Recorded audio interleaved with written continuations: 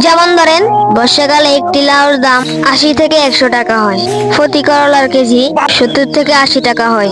এভাবে প্রত্যেকটা সবজির দাম বাড়তি থাকে। যদি আমরা অল্প জায়গার ভিতরে সবজি চাষ করি, পরিবারের সবজির চাহিদা মিটিয়ে যাবে এবং পাশের ভাইদেরকে হাদিয়া দেওয়া যাবে, যার দ্বারা নেকি অর্জন করা যাবে।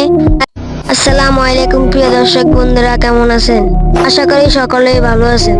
আমরাও আলহামদুলিল্লাহ ভালো আছি। এটি হলো আমাদের একটি পুষ্কর পার, যেখানে আমরা বর্ষাকালের জন্য করলা গাছ লাগিয়েছিলাম। আজকে আমাদের কাজ হলো গাছগুলোকে পরিচর্যা করা। তার মধ্যে সর্বোত্তম কাজ হলো গাছের গোড়ার শাখাগুলো ভেঙে দেওয়া। আজকে আমরা আমাদের গাছগুলোকে সুন্দর করে বাওয়ার জন্য জালে উঠে দিব।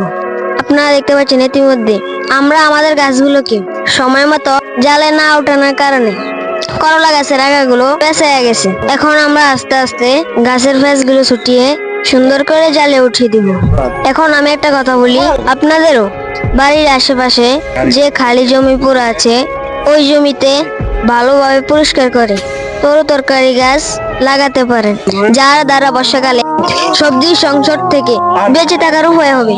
যেমন ধরেন বর্ষাকালে একটি লাউর দাম 80 থেকে 100 টাকা হয়, প্রতি করলার কেজি 70 থেকে 80 টাকা হয়।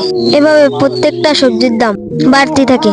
যদি আমরা অল্প জায়গার ভিতরে সবজি চাষ করি, পরিবারের সবজির চাহিদা মিটিয়ে যাবে এবং পাশের ভাইদেরকে হাদিয়া দেওয়া যাবে, যার দ্বারা নেকি অর্জন করা যাবে। আলহামদুলিল্লাহ, আজকের জন্য এ পর্যন্ত। আমাদের জন্য দোয়া করবেন। আপনারাও আল্লাহর হুকুমগুলো আদায় করে নেবেন। আল্লাহ তাআলার হুকুমের ভিতরে সর্বোত্তম হুকুম হলো নামাজ। নামাজ সবাই পড়ে নেবেন ইনশাল্লাহ।